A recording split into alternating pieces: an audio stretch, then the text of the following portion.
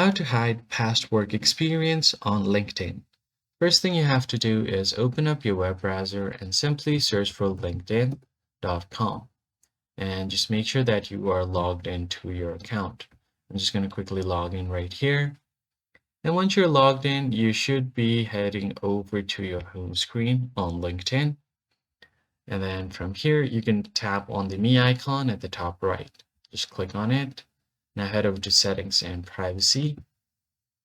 And once your settings is open, you just have to scroll down a bit until you find the visibility option on the left side of your screen. Just click on it.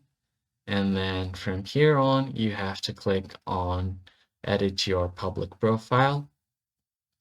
And now once you get here, just scroll down a bit. And here you'll be able to see something called past work on the right side. If you have the work experience, you'll have the toggle option like here to hide it. Just tap on it and your past experience will be hidden.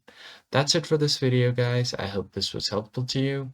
I'll see you on the next one. Thanks for watching.